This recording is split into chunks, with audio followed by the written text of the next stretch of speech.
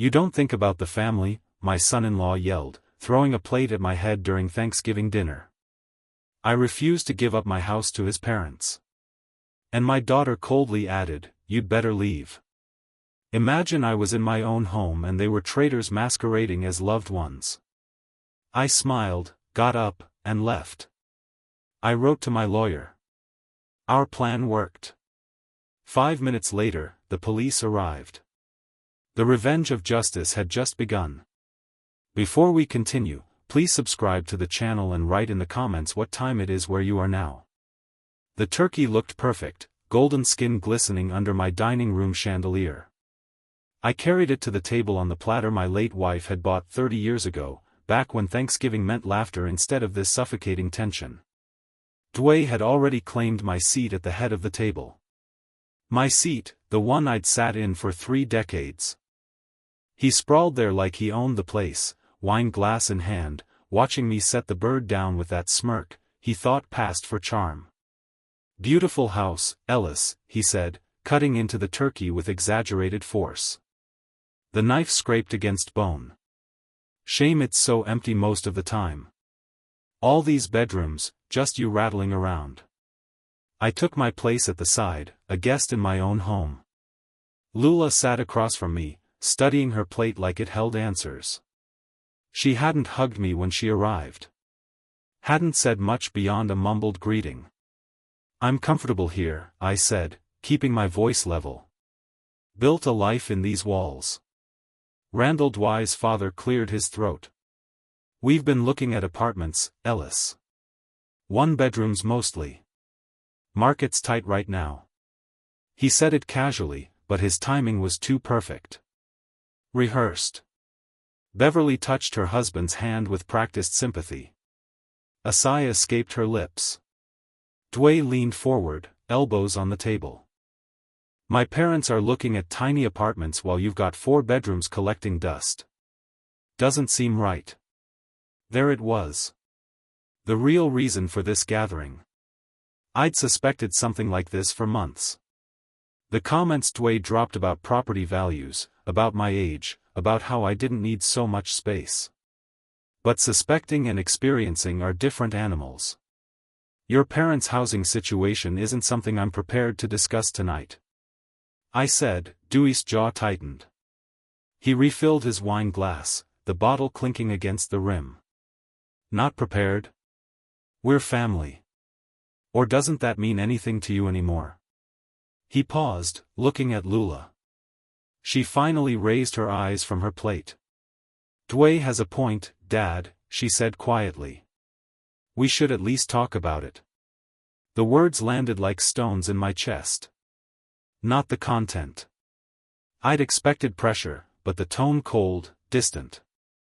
This was my daughter, the girl I'd raised alone after her mother died, the one I'd put through law school, and she was siding with him. I excused myself to the kitchen, needing a moment away from Dwayne's increasingly aggressive stare. Standing at the counter, I gripped the granite edge until my knuckles went white, breathed, counted to 10. I'd spent 30 years as a prosecutor reading rooms, reading people, building cases. This wasn't a family dinner. This was an ambush. When I returned, Dwayne had moved on to his second helping, talking between bites about family obligations, about elder care, about how selfish people hoard resources while loved ones struggle. "How's work, Lula?" I asked, trying to redirect. Dwayne interrupted before she could answer. "We're discussing something important here, Ellis. Family takes care of family. My parents took care of me. You should understand that. You raised Lula alone. Which is why I understand the value of independence," I said. Beverly dabbed her eyes with a napkin. Randall put his arm around her shoulders. The performance was almost convincing. The next hour crawled by with increasing tension. Dwayne grew louder with each glass of wine. His compliments about the neighborhood came wrapped in commentary about how I didn't appreciate what I had, about waste, about responsibility. Lula remained silent mostly, but when she spoke, it was always in support of Dwayne's points, never mine. I watched her lean into him, touch his arm when he grew animated, mirror his body language. She'd made her choice before she walked through my door tonight. Maybe months ago, maybe longer. Around 8 o'clock, as darkness settled outside the windows, Dwayne pushed back from the table. His chair scraped across the hardwood floor with a harsh screech. He stood looking down at me, his face flushed from wine and frustration. "Let me make this crystal clear," he said, his voice tight. "You're living in denial. One person doesn't need this much space. It's wasteful. It's selfish." I remained seated, hands folded on the table, met his eyes without flinching. "And what exactly are you suggesting?" I asked, though I knew. "I'm suggesting you be reasonable," Dwayne said, his fists clenched at his sides. "We're family, Ellis. Start acting like it." The threat hung in the air between us. Beverly looked at Randall. Randall looked at his son. Lula stared at her hands, saying nothing, which said everything. I stayed perfectly still, outwardly calm. But my mind was working through scenarios, calculating angles, preparing for what came next, because this wasn't over. This was just beginning. Dwy's patience, what little he'd pretended to have, evaporated. He jabbed his finger toward me like a weapon. "Let me make this simple," he said, his voice rising. "You're one person. My parents are getting older. They need space. They need family around them. This house, your house, solves everything. You move to a reasonable apartment, something manageable, and my parents move in here temporarily, just until they get settled." Temporarily? The word carried as much truth as his smile. I looked up at him without rising from my chair. "This is my house. I worked 30 years for it." The answer is no. The room went still. Even the air seemed to hold its breath. Dwy's face darkened to a deep red. 30 years. And what about us? What about your daughter? Don't you care about family? Or are you just another selfish? His hand shot out, grabbed the edge of his dinner plate. The motion was so fast I saw it coming, but didn't react. Didn't duck, just watched as the ceramic disc flew across the space between us. The plate caught me on the right temple. A sharp crack. Pain exploded through my skull like lightning. The plate shattered on the floor behind me. Fragments skittering across the hardwood. For 3 seconds, nobody moved. Nobody breathed. I sat perfectly still, feeling the heat spread across my temple. The immediate swelling, the pulse of my heartbeat suddenly loud in my injured head. My hand rose carefully to touch the spot. No blood on my fingers when I pulled them away, but the pain radiated in waves. Beverly gasped. Randall half rose from his seat, then settled back down. Dwayne stood frozen, his arms still extended from the throw, his expression shifting rapidly from rage to shock to something that might have been fear. Lula's hand had flown to cover her mouth, but she didn't stand, didn't come to me, didn't move at all. I pressed my fingers gently against the injury, assessing it with the clinical detachment I'd learned in courtrooms. The skin wasn't broken, but I could feel the swelling already beginning, the heat of the bruise forming. This would mark. This would document. Well, the silence stretched. I tested moving my jaw, turning my head slightly. Everything functioned, though each movement sent fresh spikes of pain through my temple. Then Lula spoke. Her voice was flat, cold, completely devoid of concern. "Dad, you should leave. We need to discuss this without you. Just go." "Not. Are you okay?" "Not Dewey. What did you do?" "Just in order to leave my own house while my temple throbbed. And her husband stood there having just assaulted me." I looked at her, really looked, searched for any trace of the daughter I'd raised, the girl who used to climb into my lap after nightmares, who'd held my hand at her mother's funeral. Found nothing but a stranger wearing her face. "I'll be leaving now," I said to no one in particular. I stood slowly, maintaining my balance despite the dizziness that washed over me. My phone lay on the table where I had placed it before dinner. I picked it up, slid it into my pocket, walked to the door without looking back at any of them. Nobody stopped me. Nobody apologized. The only sound was my footsteps on the floor I'd refinished 5 years ago, through the entryway I'd painted last spring, past the photos on the wall of better times. The November air hit my face when I stepped outside, still warm for Texas, even at night. I walked to my car in the driveway, stood beside it for a moment, letting the evening settle around me. My temple pulsed with each heartbeat. I pulled out my phone, composed a text message with steady hands. Our plan worked. I have injury and witnesses. I sent it to Victor Hall, my attorney, my friend. The man who'd helped me prepare for exactly this scenario over the past 3 months. His response came within seconds. Police already en route. Go to hospital. I'll meet you. I leaned against the car, allowed myself 10 seconds of reaction, let my shoulders sag, let my hand return to my temple, feeling the tender swelling, let myself acknowledge what had just happened.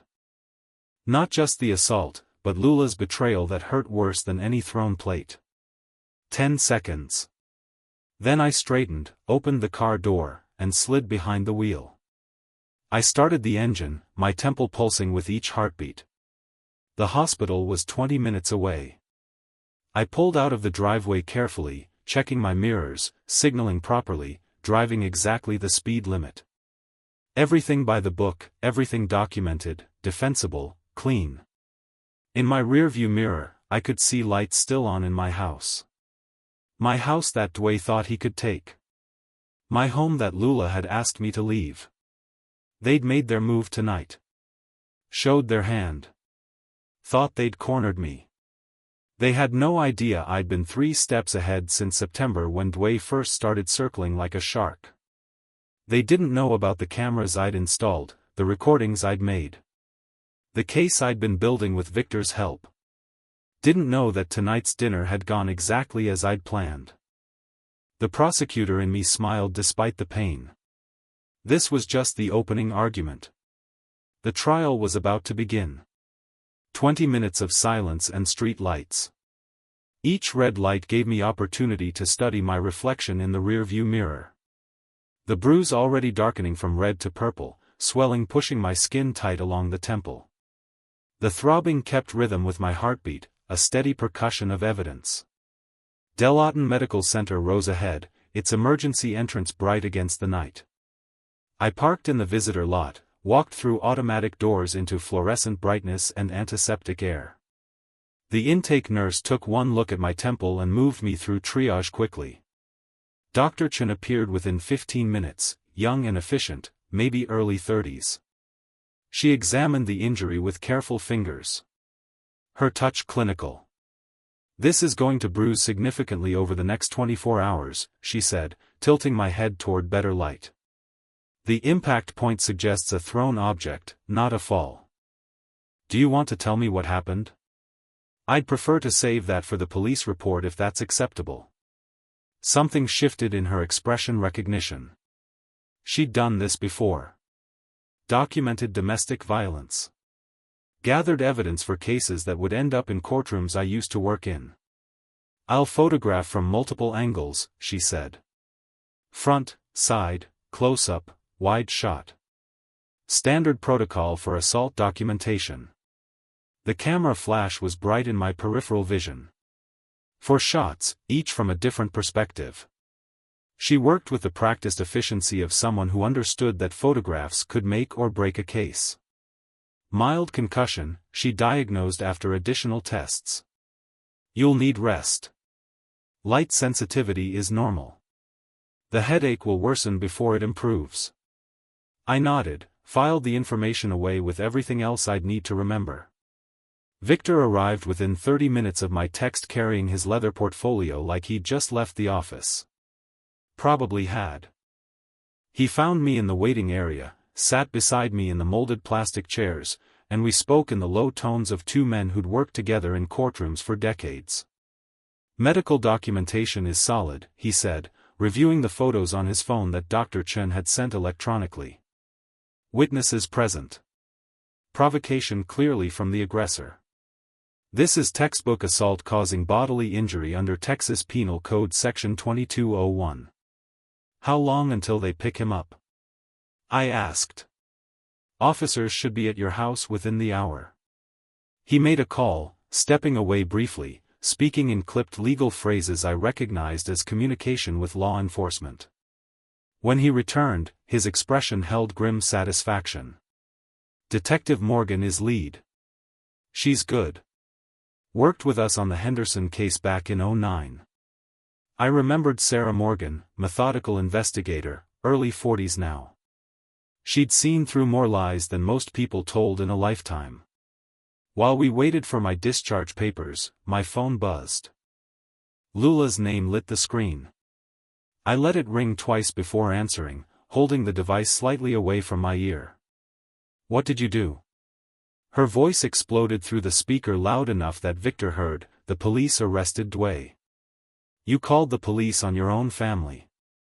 You planned this. He assaulted me in my own home," I said, my voice calm and cold. "Actions have consequences. You're destroying this family. He's in handcuffs because I ended the call," set the phone face down on my lap. Victor raised an eyebrow. "She made her choice," I said. Back at my house, my crime scene now. Detective Morgan walked through the dining room, cataloging evidence with practiced eyes. The overturned chair where Dway had stood. The impact point on the wall where the plate had hit after grazing my temple, leaving a chip in the elegant wallpaper, food splattered across surfaces, the broken ceramic pieces scattered like accusations across my hardwood floor. Dewey paced near the window, his movements aggressive even now. Randall and Beverly sat close together on the couch, talking over each other in nervous bursts. Lula remained at the dining table, pale and silent, her hands flat against the wood. Morgan separated them for individual statements. Standard procedure. Give them time to settle into their lies before comparing stories. "Sir, I need you to tell me exactly what happened at dinner tonight," she said to Dway, her voice neutral. "He was being unreasonable," Dway said, his words tumbling out too fast. "My parents needed help, and he wouldn't listen to reason. He said terrible things about family. That doesn't explain how he got injured." Dway's mouth opened, closed, his face re-eamed. In the living room, Randall tried his version. "It was an accident. Things got heated. You know how family dinners can be." And Dway he didn't mean. Beverly interrupted, her voice rising. "Ellis said terrible things. He was refusing to help family. Dway was defending us." Morgan's pen moved across her notepad, recording contradictions.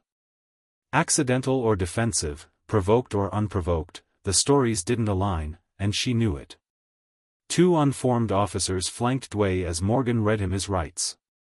His voice started to rise in protest, but Beverly touched his arm with a warning look. He fell silent. "Dway Parker, you're under arrest on suspicion of assault causing bodily injury." The words continued, familiar and inevitable. Victor had forwarded the medical documentation electronically, the photographs of my darkening bruise, Dr. Chen's clinical notes. The case was building itself, brick by documented brick. Neighbors had heard the shouting. One had called about the crash. Their statements would corroborate timeline and intensity. As the officers placed handcuffs on Dway's wrists, his eyes found where Lula sat. She looked away. My phone buzzed again in my hand at the hospital. Another call from Lula. I sent it to voicemail. Victor glanced at the screen. "She's called my office 6 times already. I'm not answering either." "Good," I said. Dr. Chen returned with discharge papers, instructions for monitoring concussion symptoms, prescription for pain medication, follow-up appointment scheduled for Monday. I signed where indicated, collected the papers, stood carefully. The dizziness had faded, but the pain remained steady and sharp. "Your attorney mentioned you might need these for legal proceedings," Dr. Chen said, handing Victor a sealed envelope. "Complete medical records and photographs, certified copies." "Appreciated," Victor said. Outside, the night had grown cooler. Victor walked me to my car. "You should rest," he said. "This is just the beginning. Bail hearing tomorrow. Probable cause determination. Then we see if the DA files charges." "They'll file," I said. "Too much evidence, too many witnesses, too public now that the arrest is made." He nodded. We both knew how these cases played. Once the machinery started moving, it rarely stopped. I drove home carefully, the same route in reverse. Past the hospital, through downtown into Terrytown. My house sat dark when I pulled into the driveway. Everyone gone. Crime scene tape across my front door. I sat in the car for a long moment, engine ticking as it cooled, looking at my home transformed into evidence. Then I got out, ducked under the tape, and went inside to spend the night alone with my throbbing temple and my calculated satisfaction. I slept poorly, waking every few hours to the pulse of pain in my temple. Morning came regardless, sunlight harsh through the windows I'd forgotten to curtain. I took the prescribed medication, made coffee in my quiet kitchen, and settled into my study with the deliberate routine of a man reclaiming his space. The house felt different, emptier, not just from Lula's absence. I'd grown accustomed to that over the past year as she drifted toward Dwight's orbit. This was the emptiness that comes after violence, after the breaking of something that can't be repaired. I pressed the ice pack against my temple, felt the cold seep through my skin, and let myself remember how it all began. 3 weeks earlier, I'd been working in my garden, hands deep in autumn soil, pulling up the last of the season's tomato plants. The afternoon had been warm, windows open throughout the house. Dwight's voice had risen through one of them, my office window, left ajar, and I'd frozen with dirt under my fingernails. "The old man sitting on prime real estate," Dwight had said clearly on his phone, pacing my office like he owned it. "Lula says he won't budge, but I think he just needs the right motivation. Her sentiment gets in the way, but I can handle it. Once we get him into something smaller, we can rent this place for $3,500 a month, easy." I'd stayed crouched in my garden bed, listening to my daughter's husband calculate the financial value of displacing me from my own home. The tomato plant drooped in my hand, roots exposed, dying. That evening, after Dwight and Lula left, I'd called Victor Hall. 2 days later, I'd sat across from him in a downtown coffee shop, both of us with legal pads, sketching scenarios like we used to build prosecution strategies. "He'll escalate if he feels challenged in front of his parents," I'd observed, tapping my pen against the paper. "Needs to maintain dominance. Alpha personality with no real power backing it up. All performance. Then we give him the audience," Victor had replied. His eyes had held the same sharp focus I remembered from case reviews.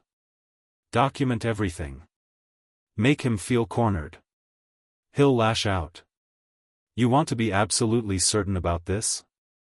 Victor had added, setting down his pen. "Once we set it in motion, there's no walking back. Your daughter will see you as the aggressor." I'd looked out the coffee shop window at people passing by living ordinary lives without these calculations. "She already chose sides," I'd said. "I'm just making sure the choice has consequences." Back in my study, the ice pack growing warm against my skin. I remembered how methodically we'd planned. Victor had made a call to Detective Morgan. They'd worked together when I was still prosecuting, knew each other's methods. Potential domestic situation might develop. Victor had explained to her over the phone, his voice careful. "Victim may need rapid response.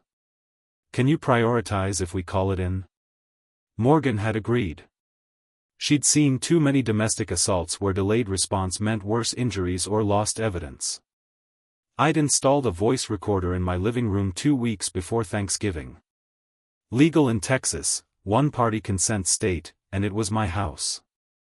I'd tested it, made sure it captured conversation clearly from every angle of the room. The phone call to Beverly Parker had been almost pleasant. "I'd love to host you and Randall for Thanksgiving," I'd said, my tone warm and grandfatherly. "It's been too long since we had proper family time together. Lula and Dway will be there, of course." In the background, I'd heard Dway's voice rise with interest. Beverly had accepted immediately, practically gushing about family gatherings. I'd hung up and stared at my phone, knowing I'd just baited the trap. 2 days before Thanksgiving, Victor and I had met one final time in his office. "Morgan's on standby," he'd said, reviewing the timeline we'd constructed. "Me center is briefed. Dr. Chen works ER domestics regularly. She'll document properly. When he moves on you, stay calm. Take the hit. If you can do it safely, then exit. We need documentation, not heroics. 30 years prosecuting violent offenders," I'd said. "I know how they think. I know exactly how much to push before they break." Now sitting in my study with my coffee growing cold and my temple pulsing under melting ice, I opened my laptop, pulled up the password-protected file I'd been maintaining, 3 weeks of notes, dates and times of Dway's suspicious comments, transcripts of overheard conversations, his escalating demands disguised as suggestions, the pattern of manipulation building from subtle to overt, all documented, all time-stamped, evidence of his premeditation, not mine. I'd simply created the circumstances for him to reveal what he already was. My phone buzzed. Text from Victor. "Dway held overnight. Bail hearing tomorrow 2 p.m. Parents scrambling for money. Lula called my office 6 times not answering." I read it twice then typed my response. "Let them scramble. This is just beginning." I stood, moved through my house in the morning light, through the dining room where someone, Victor probably arranging a cleaning service, had removed the crime scene tape, and cleaned the table. The broken ceramic was gone. The chip in the wallpaper remained, small evidence of impact. I stood where Dway had stood, fist raised, face red with manufactured righteous anger. Everything had gone exactly as I'd predicted. He'd escalated on schedule, crossed the line from verbal to physical, right in front of witnesses, documented himself into a legal corner. The victim was always the predator. I'd just been patient enough to wait for him to prove it. Outside my window, birds moved through the bare November branches. The world continued, indifferent to human schemes and counter-schemes. I returned to my study, my coffee, my planning. Dway's bail hearing would be tomorrow. After that arraignment, then discovery where he'd learn exactly how much evidence existed against him. And after that, well, I had more moves prepared. This was only the opening. I'd spent 3 decades building cases against violent men who thought they were entitled to hurt people. I knew their patterns, their justifications, their inevitable mistakes. Dway had walked into my courtroom without realizing it was a courtroom at all. The trial had already begun, and I'd never lost a case I'd prepared this carefully. The morning of November 30th arrived with cold clarity. I sat in my study, laptop open to the Travis County Court's online docket system, watching the case number appear. State of Texas versus Dway Parker. The bail hearing was scheduled for mid-afternoon. Victor called at 9. "You could come," he said. "Show the judge your injury." "Better if I stay away," I replied. Injured man, too, traumatized to face his attacker. Let the photograph speak for me, he understood immediately. Smart. I'll handle it. I spent the morning refreshing the docket page, taking notes in my precise prosecutor's handwriting. Bail amount, protective order conditions, next court date, everything documented, everything tracked. The hearing itself unfolded with clinical precision, Victor told me later.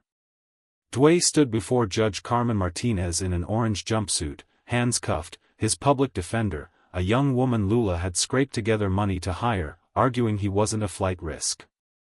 "Your Honor, my client deeply regrets the incident," she said, her voice steady, but her inexperience showing.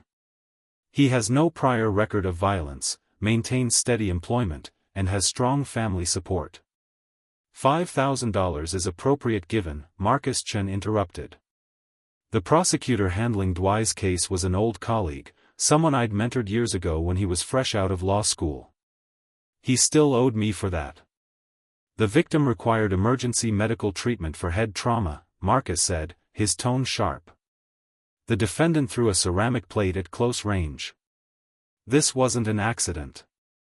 He projected the medical photographs on the courtroom screen. My temple bruised dark purple under harsh lighting, the swelling exaggerated by the camera angle. Dr. Chen's documentation was impeccable. Judge Martinez studied the images, then fixed Dway with the look I remembered from cases I'd argued before her bench. "Mr. Parker," she said, her voice carrying the weight of someone who'd seen countless domestic violence cases. "You will have no contact, direct or indirect, with Ellis Green. That means no phone calls, no texts, no messages through third parties, 200 meters minimum distance at all times. Are we clear?" "Yes, Your Honor," Dway managed, his voice tight. "Bail is set at $12,000. Next hearing, January 15th. The gavel fell. Victor called immediately after. 12,000, could have been worse for them. The protective order is what matters. He can't get near you, and any attempt is automatic contempt. How did he look in court?" I asked. "Angry. Not scared enough yet, but we'll fix that." Over the next 2 days, Dwight's family scrambled. Beverly and Randall mortgaged their modest home, signing papers at a dingy bail bond office where a bored bondsman took their information without meeting their eyes. Beverly cried quietly while Randall stared at the wall, both aging visibly under the stress. They pawned their car, a 10-year-old sedan worth maybe $10,000 to cover the bond fee. Dway walked free on December 2nd, emerging from Travis County Jail into cold winter sunshine. He'd lost weight. 3 days of jail food and stress had hollowed his face, made his eyes harder. Lula waited in a borrowed car, their own vehicle sitting in a pawn shop lot. Neither spoke during the drive to their apartment. I learned all this through Victor's network, courthouse clerks, bondsmen who remembered favors owed, connections built over decades of legal work. That same afternoon, Victor filed the civil lawsuit. I'd reviewed every line of it the day before, making one small edit, increasing the medical expenses by $500 to account for ongoing headaches I documented at a follow-up appointment I'd strategically scheduled. Every detail mattered, every number defensible. $2,000 medical expenses, $23,000 pain and suffering, $50,000 punitive damages for malicious intent. Total $75,000. The number was deliberately chosen, ruinous, but not absurd, high enough to terrify them, low enough that a jury might actually award it. The process server delivered the complaint to their apartment that evening. Lula signed for it with shaking hands, opened the envelope while Dway watched over her shoulder. The folder slipped from her fingers. Dway read it off the floor, his face draining of color as reality crashed down. $75,000? His voice rose with each word. Where does he think we're supposed to get $75,000? Lula's voice came out near tears. He knows we don't have it. That's the point. He's trying to destroy us. My phone rang minutes later. Lula's number. I let it go to voicemail. She called 6 more times that evening, then started calling Victor's office. We didn't answer. In my study, I reviewed the documents one more time.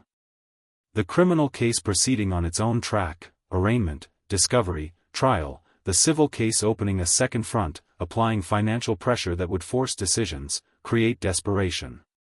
Desperation led to mistakes, and I was waiting for their mistakes. Victor called late that night. They're panicking good, but Ellis, they're going to fight back. People this desperate, they'll try anything. Let them try, I said. I hung up and returned to my planning. The next phase required patience. I needed them to make their move before I made mine. The trap was set.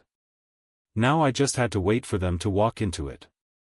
The next morning, Lula was on the phone before I'd finished my coffee. Victor's contacts at the courthouse reported frantic activity, attorney consultations, desperate calls to legal aid services, borrowing money from everyone they knew. By noon, they'd scheduled meetings with 3 lawyers. By evening, they'd chosen Marcus Webb. I knew the name.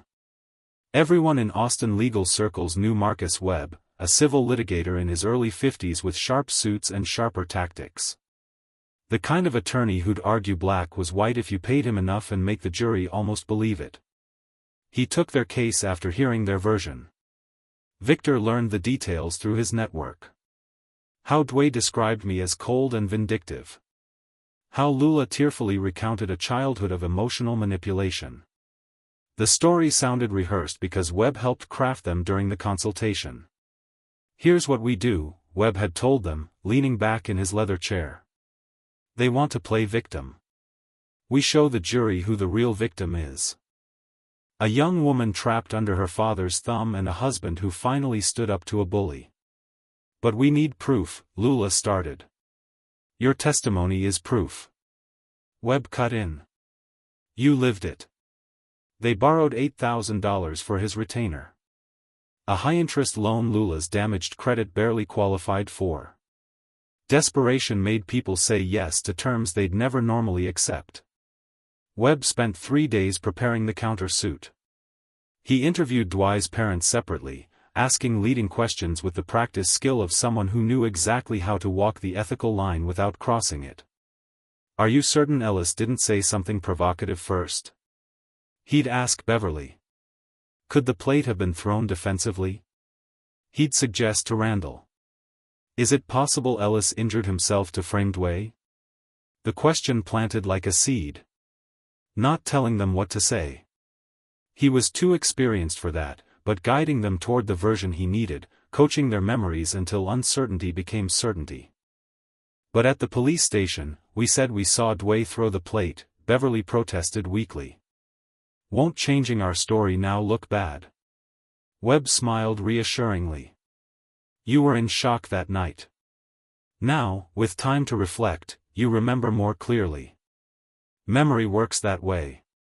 It's perfectly legitimate. Lula signed her sworn statement at Webb's office on December 5. The pen trembled slightly as she committed her father's alleged abuses to paper. Years of control, manipulation, emotional cruelty, stories that were part truth twisted into weapons, part complete fabrication.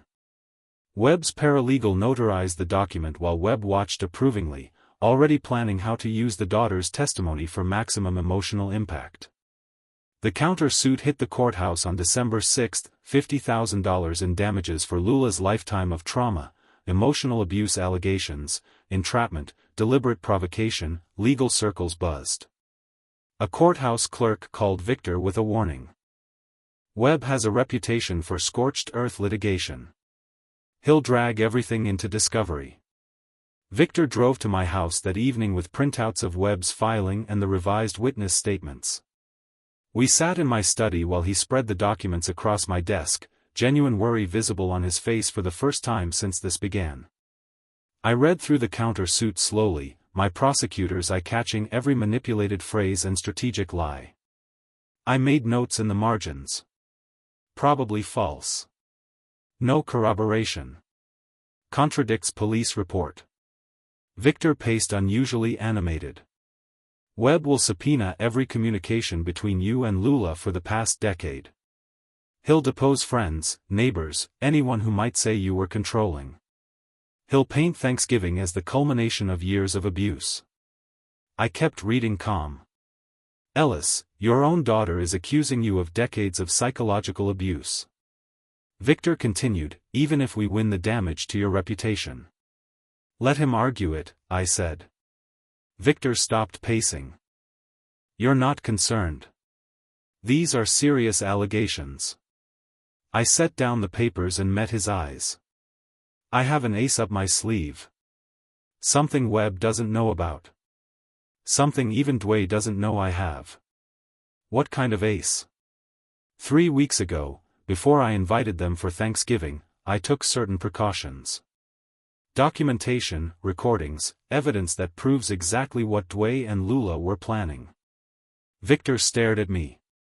You recorded them? Texas is a one-party consent state. I said, my house, my right. I'd installed the voice recorder 2 weeks before Thanksgiving. Small device, high-quality audio, positioned in my living room where it could capture every conversation clearly. Legal under Texas law. I only needed one party's consent to record, and I was that party. I'd also activated the recording app on my phone during certain conversations. Backed everything up to encrypted cloud storage through a contact who specialized in digital foreign ration. Everything preserved, everything timestamped, everything admissible. What did you capture? Victor asked quietly. Dwayne discussing his plans for my property. Lula agreeing to help convince me to move. Specific dollar amounts they planned to extract. Their entire scheme in their own words recorded weeks before Thanksgiving. Victor sat down slowly. Why didn't you tell me? I needed to see how far they'd go first. I said if Dwayne had just made verbal demands and left it at that, I might have let it go, but he threw that plate and now Lula's committed perjury in a sworn statement. I pulled a folder from my desk drawer. Transcripts of the recordings printed and organized, dates, times, speakers identified. Webb thinks he's flipping the narrative, I continued. He thinks Lula's testimony will muddy the waters enough to create reasonable doubt. What he doesn't know is that I can prove with their own voices that they were scheming to take my house before Thanksgiving ever happened. Victor took the folder, scanned the first few pages. His expression shifted from worry to something approaching admiration. This changes everything, he said. That's the idea. When do we play this card? Not yet, I said. Let Webb commit. Let them spend more money on legal fees. Let Dwayne's parents mortgage themselves further. Let Lula dig deeper into her lies under oath during depositions. Victor nodded slowly, understanding the strategy, and then we produce the recordings. Show the judge that everything they've claimed is provably false. Watch their entire case collapse. I leaned back in my chair, feeling the satisfaction of a plan coming together. Webb's good, I said, but he's walking into a trap and he doesn't even know it. The morning after Victor and I reviewed the recordings, I drove downtown to meet Thomas Brennan for coffee. The cafe was quiet, tucked away from the business district, the kind of place where conversations stayed private. Brennan had aged well, mid-60s now, still sharp-eyed, still careful.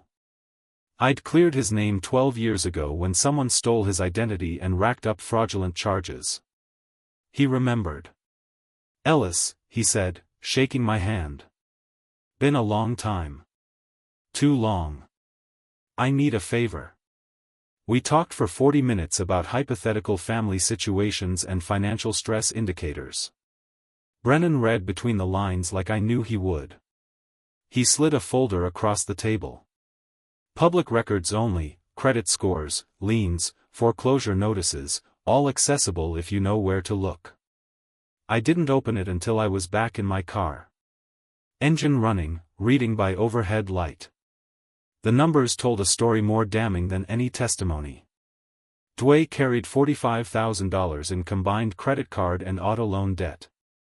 His credit score had plummeted 100 points in 6 months, multiple missed payments, collection agencies circling.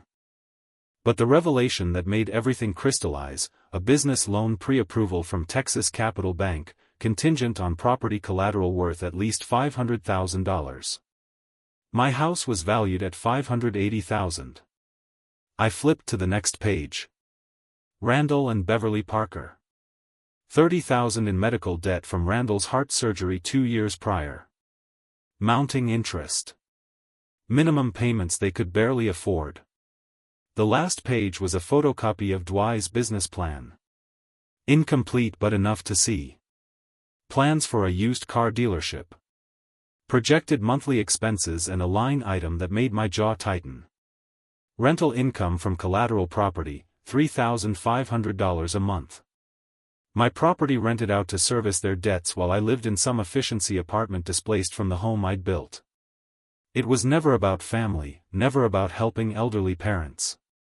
Pure calculation, pure greed. I called Victor immediately. 2 days later, on December 10th, Victor filed a discovery motion. Financial records, he argued, were directly relevant. If Dwight was financially motivated to seize my property, it undermined Webb's entire narrative of a loving son-in-law defending family. Webb fought back with a flurry of objections: irrelevant, overly broad invasion of privacy. Judge Martinez heard the arguments via phone conference. I listened on Victor's speakerphone, hearing Webb's increasingly desperate tone as Martinez cut through his objections. "Counselor," she said, her voice carrying the weight of someone who'd presided over too many cases, where money hid beneath family rhetoric. "If your client was financially motivated to pressure Mr. Green for property, that's directly relevant to the assault and the counterclaims." Motion granted, 48 hours to comply. Webb's silence spoke volumes.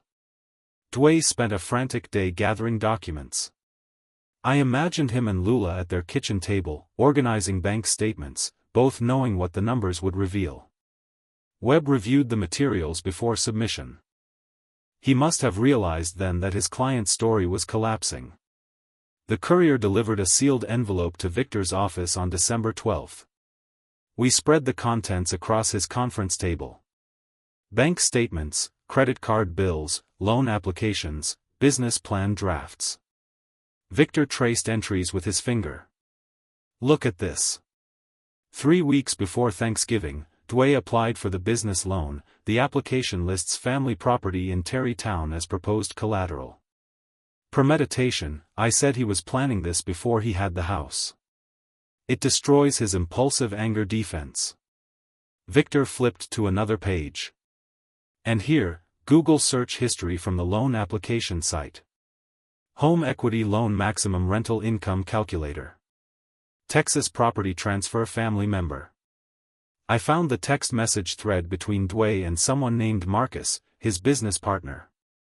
Apparently, my father-in-law's house is the key to funding. Dwight had written on November 8. Just need to convince him it's the right move. Lula's working on him. November 8, 2 weeks before Thanksgiving. Victor set down the papers. This isn't a family dispute. It's a business transaction that went violent when you refused to cooperate. And now we have proof, I said. I thought about Dwight's performance at Thanksgiving dinner, the talk of family obligations, Beverly's tears, Randall's sympathetic looks, all theater, all manipulation designed to make me feel guilty for not surrendering my home to solve their financial crisis. The business plan was 18 pages long. Dwight had spent real time on it, projecting revenue, calculating overhead, planning for success, and at the center of it all, my house as the foundation, the collateral, the income stream. He'd counted on my guilt, my love for Lula, my sense of family duty. What he hadn't counted on was that I'd spent 30 years prosecuting people who wore masks, who wrapped cruelty in noble language, who stole while claiming virtue. I knew the patterns, knew how to read the lies. Victor made copies of everything organized by category. Financial desperation, business planning, timeline of premeditation, each piece of evidence tagged and indexed. Webb's going to have a hard time explaining this away, Victor said. He can't, I replied. The numbers don't lie, and when we add the recordings to this financial evidence, their entire case evaporates. But I wasn't ready to play that card yet. Let them commit further. Let Webb dig deeper into his false narrative. Let Dwight and Lula sink more money into legal fees they couldn't afford. The trap kept getting tighter, and they kept walking deeper into it. I drove home that evening with copies of the financial documents on my passenger seat, evidence of what people would do when desperation mixed with entitlement, when they believed their needs justified taking what wasn't theirs. But the financial desperation was only half the story. What I learned next made the assault look like a minor offense. A week earlier, on December 5, the same day Webb filed his counter-suit, I'd made a call to Rachel Torres, private investigator, former FBI fraud specialist, the kind of person who knew how to dig beneath surfaces and find what people worked hard to hide. My instinct tells me the assault is part of something larger, I told her over the phone. I need to know what I'm really dealing with. She'd taken the case. On the morning of December 13, Torres arrived at my house carrying a leather portfolio. She was compact, late 40s, with the direct gaze of someone who'd spent years interviewing liars. Her expression was grim. We sat at my dining table, and she spread documents across the surface. Copies of a power of attorney form, a medical evaluation, timeline evidence showing website access logs. Your son-in-law accessed LegalZoom on November 10, she said, tapping the first page. Downloaded a Texas power of attorney template. 3 days later, someone using his computer searched Texas dementia diagnosis requirements and guardianship without consent. My hands remained steady as I read, but anger built behind my ribs like pressure. Then on November 20, Torres continued, they created this. She slid across a medical evaluation form. Dr. Andrew Mitchell's name at the top, his signature at the bottom, or what was supposed to be his signature. The diagnosis, moderate to severe dementia. Recommendation, immediate guardianship required for patient safety. I'd seen Dr. Mitchell 3 months ago for my annual physical. Clean bill of health, sharp mind, no cognitive issues whatsoever. The signature is fake, I said, comparing it mentally to the one on my actual medical records at home. Amateur work, Torres confirmed. Dr. Mitchell confirmed he never wrote this letter. Never diagnosed you with dementia. The forger didn't even match the signature correctly. Wrong pen pressure, inconsistent letter formation. I set the document down carefully. They were going to have me declared incompetent. Then petition for guardianship. Torres said, take control of your assets for your protection. After that, they could liquidate or leverage the house however they wanted. You'd have no legal standing to stop them, the coldness of it, the calculation, not just greed, but theft dressed as concern. Elder abuse wrapped in filial duty. How far did they get with this? I asked. Drafts only. They never filed. I think Thanksgiving was supposed to be about getting you to sign voluntarily. When you refused, they had this as backup.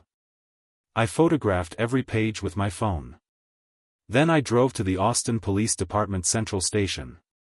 Detective Morgan met me in an interview room, her expression shifting from curiosity to hardening resolve as I presented Torres's findings alongside my actual medical records. They forged medical documents, I said, my voice-controlled fury. Attempted fraud, identity theft. This goes way beyond the assault. Morgan studied the signature comparison, the computer search history, the timeline. When she looked up, her eyes held the focused determination of someone who just realized she was looking at a felony case. I need to brief the DA, she said, but this is enough for a search warrant, computer, documents, anything related to the forgery. She worked late that night drafting the warrant affidavit. Called the on-duty judge at home for approval. By midnight, the warrant was signed electronically. The raid was scheduled for first light December 16. 4 officers arrived at Dwayne and Lula's apartment before dawn. I wasn't there. Morgan kept me away deliberately, protecting the case, but she briefed me afterward. Dwayne answered the door in sweatpants and a t-shirt, demanding to know what was happening. We have a warrant, the lead officer said, pushing past him. They carried out a desktop computer, 2 laptops, file boxes filled with papers. Neighbors watched from windows. The real discovery came in a folder labeled Dad's Health in Lula's handwriting, printouts of the forged documents, draft versions, notes about which doctor to impersonate. An officer photographed Lula's face when they found it. Morgan described it to me later. Color draining, eyes widening, the look of someone who just realized the trap had closed. Digital forensics moved fast. By afternoon, they'd reconstructed everything. Multiple drafts of the power of attorney saved on Dwight's computer created over several days. Browser searches, how to forge medical documents, guardianship in Texas, signature practice, downloads of Dr. Mitchell's actual signature from insurance forms. They'd pulled it from a PDF Ellis had emailed them months ago about his health coverage. Exchanges between Dwight and Lula. Getting the paperwork ready before Thanksgiving. One read. Once we have the guardianship, we can move fast on the house. Another said, premeditation conspiracy. Felony forgery under Texas Penal Code Section 3221. Morgan interviewed them separately at the station. Dwight tried justification first. I was just exploring options for Ellis's future care. He's getting older and we wanted to be prepared. Mr. Parker, Morgan interrupted, your computer shows you researched how to forge medical documents, downloaded power of attorney forms, created multiple drafts. The timeline shows this began 2 weeks before Thanksgiving. Long pause, then I want my attorney. Lula cried through her interview, but offered no alternative explanation, just tears and silence, and the slow realization that her participation had made her an accomplice to a felony. Dwight was arrested for the second time on December 16, late afternoon. Felony forgery, attempted fraud, identity theft. Lula was named as an accomplice but not immediately arrested. Prosecutor's strategy using her potential charges as leverage for testimony. Bail was set at $50,000. They couldn't pay it. Their car was already pawned. Dwight's parents had mortgaged their house for the first bail. Credit maxed out. No assets left to leverage. Dwight spent his second night in Travis County Jail. But this time, there was no bail money coming, no rescue, just the cold reality of consequences catching up. I sat in my study that evening, reviewing the case file Victor had compiled. 2 charges now, assault and felony forgery.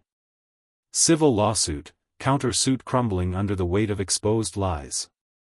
And I still hadn't revealed the recordings. The prosecutor in me knew when to hold cards and when to play them. This wasn't the moment. Not yet. Let Dwight sit in jail. Let Lula contemplate her choices. Let Webb realize his clients had lied to him about everything. Let them understand finally that you don't try to steal from someone who spent 30 years putting criminals behind bars. The game was nearly over. They just didn't know it yet. Dwight spent 5 days in Travis County Jail, unable to make the $50,000 bail that stretched impossibly beyond his family's grasp. Victor kept me updated with daily phone calls, each one reporting another desperate counter-offer from Webb, each one more revealing than the last.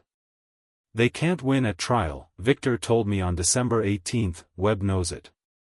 The digital forensics are ironclad. The financial motive is documented. Your medical records prove you're completely competent. He's trying to salvage whatever he can. What's he offering? Everything we wanted. Guilty plea to both charges. Restitution, protective order. It's just a matter of finalizing terms. Lula sold her car on December 17, a Honda Accord worth $12,000 that she'd loved, always kept clean, always maintained. She drove it to a used car lot on Ben White Boulevard, and stood in the dusty office, while a dealer with dead eyes offered her $8,000. The car is worth at least $12,000, she said, her voice tight. Maybe if you had time to wait for the right buyer. The dealer counted bills with practiced indifference. But you don't have time, do you? She signed the title over with tears streaking her face. Removed her registration and insurance cards from the glove box. Dropped them in a plastic bag she didn't look inside. $8,000. Still not enough. Randall and Beverly visited a lender on December 18, the kind of place with neon signs in the window and interest rates that skirt legality. They signed papers for a home equity loan against the modest house they'd owned for 30 years, securing another $25,000. Beverly's hands shook so badly that Randall had to guide the pen. Together, they'd scraped $33,000, $17,000 short of bail. Webb delivered the reality to Dwayne in a jail conference room on December 19, spreading papers across a scarred metal table while a guard watched from the corner. "Take the plea," Webb said, his voice flat with exhaustion. 3 years probation is a gift compared to what the judge will give you at trial. 5 to 10 years in state prison for felony forgery alone. You walk out of here today on probation or you go to trial and lose years. Dwayne read through the agreement twice. And the money? $45,000 in restitution, $1,250 a month for 3 years. Webb paused. It's manageable. Both of them knew it wasn't. The plea hearing on December 20 was brief and clinical. I didn't attend, maintaining distance, letting the system complete its work. But Victor texted me at the moment Dwayne signed the agreement. It's done. I was at home making coffee, reading the newspaper. The text arrived, and I set down my cup, feeling the weight of finality settle. Judge Martinez asked Dwayne the required questions. Mr. Parker, you understand that by pleading guilty, you're admitting you assaulted Ellis Green and forged documents intended to defraud him of his property and autonomy. Yes, Your Honor, Dwayne's voice was flat, hollowed out. And you understand this plea means 3 years supervised probation, 200 hours community service, and $45,000 in restitution. I understand. The prosecutor read the factual basis. Every detail of the assault, the forged medical documents, the attempted fraud. Each sentence landed like a hammer blow. In the gallery, Lula flinched when the prosecutor mentioned her participation as an accomplice. Beverly Parker buried her face in Randall's shoulder. Lula received 1 year probation for her role in the forgery. Lighter sentence for lesser involvement, but still a criminal record. Still consequences that would follow her. Victor emailed me a scanned copy of the court order within an hour. I read it in my study, noting every term, every condition, every requirement: 3 years supervised probation, 200 hours community service, 5-year protective order. Dwayne couldn't come within 200 meters of me and the restitution, $1,250 monthly for 36 months. I filed the document in a folder labeled simply Resolution. By December 22, the reality settled over them like concrete. Dwayne's income as a car salesman, commission-based, variable, never guaranteed, would barely cover his own expenses. Add Lula's needs, the restitution payments, the debt service to his parents, and the math collapsed into impossibility. Randall received a foreclosure notice 3 days before Christmas. They had 90 days to pay the full balance of the home equity loan. They didn't have it, would never have it. We were trying to help our son, Randall told Beverly as they sat at their kitchen table reading the notice. And now we're losing everything, she cried quietly. The kind of tears that come from exhaustion rather than shock. The financial destruction was complete, systematic, inevitable. Dwayne. Criminal record. Probation. Crushing restitution debt.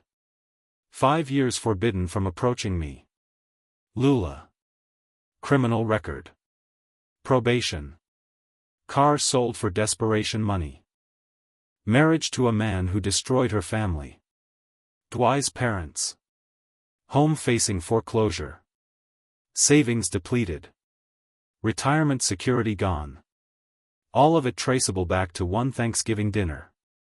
One plan to take what wasn't theirs. One act of violence when I refused to surrender. I defended my home, secured my autonomy, ensured justice was served through the system I'd spent 30 years working within. The prosecutor in me felt satisfaction.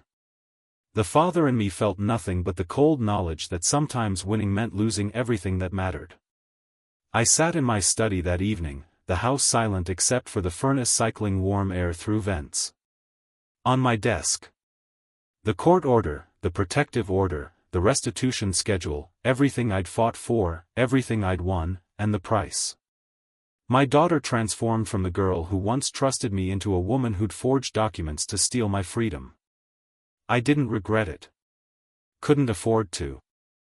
Some betrayals don't allow for reconciliation, only consequences. The case was closed. The victory was mine, and it tasted exactly like I'd known it would, necessary, just and bitter as ash. Christmas Eve morning arrived cold, one of those rare Austin winter days when Texas pretends to be somewhere north. Temperature hovering just above freezing, the air sharp enough to sting.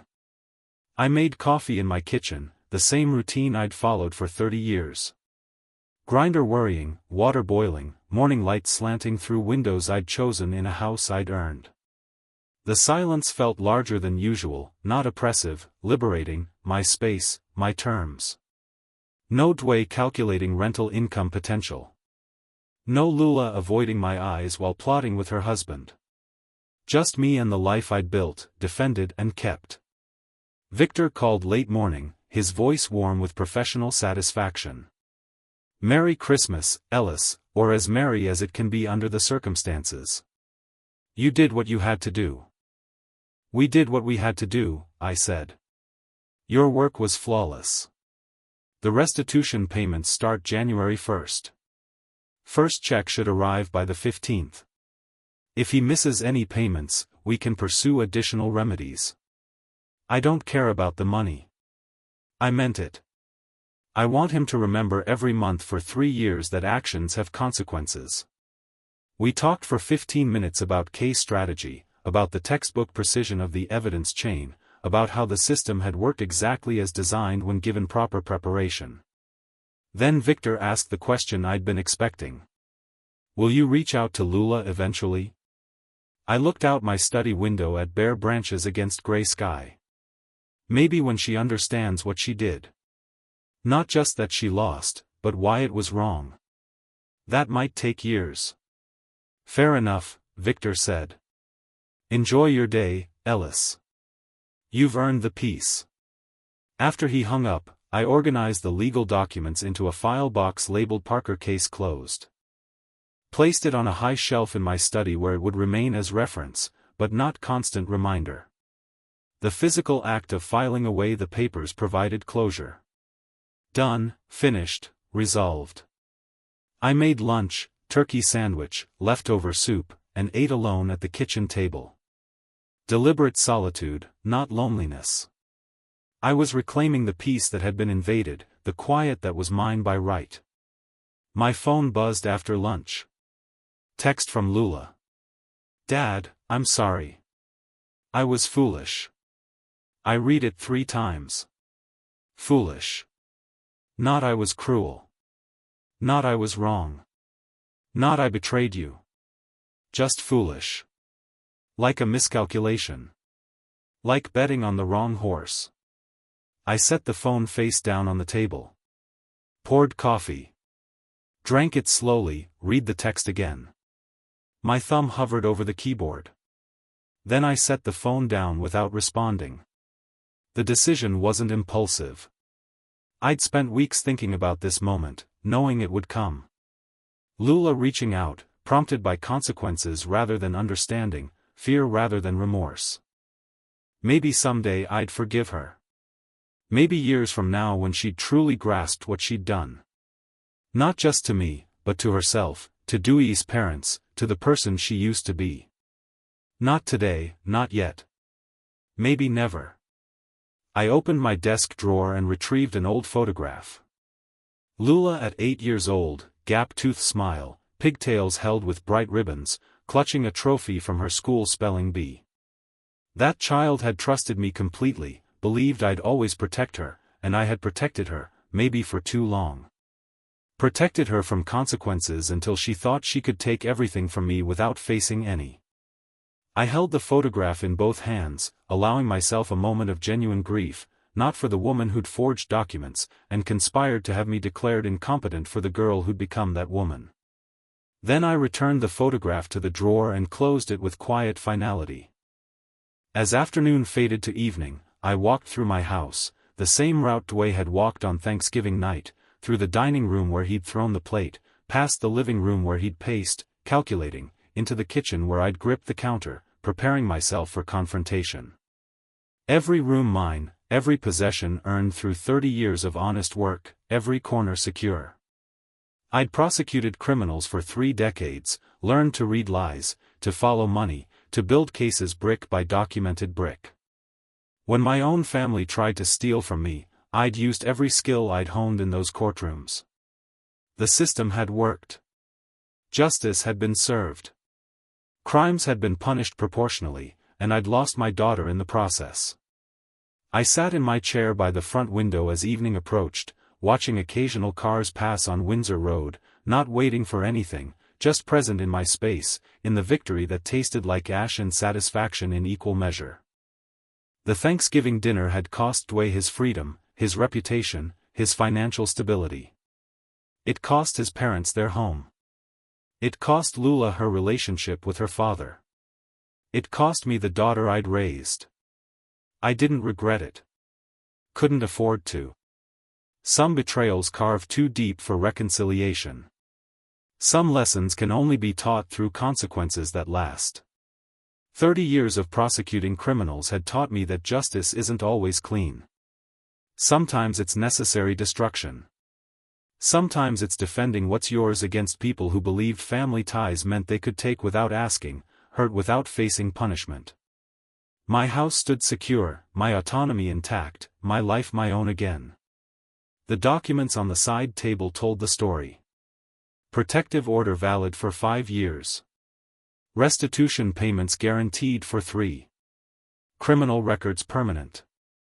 Dwayne and Lula would remember this for the rest of their lives. Every monthly payment, every probation check-in, every application that asked about criminal history. I'd made sure of that. Outside, winter darkness settled over Terrytown.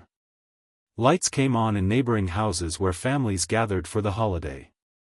I stayed in my chair alone in the home I defended, victorious in a war that had destroyed everything except the ground I'd held. The silence wrapped around me like armor. I'd won. The price was steep, but I'd paid it knowingly. And sitting there in the gathering dark, I felt what I'd expected to feel all along. Not triumph, not joy, just the cold satisfaction of a man who'd done what was necessary and refused to apologize for it. Some victories don't come with celebration. They come with quiet and certainty and the knowledge that you protected what mattered most. I had my house. I had my freedom. I had my peace. Everything else was gone. And I'd made that choice with open eyes. No regrets, not one. If you like this story, please like this video, subscribe to the channel, and share your impressions of this story in the comments. To listen to the next story, click on the box on the left. Thank you for watching.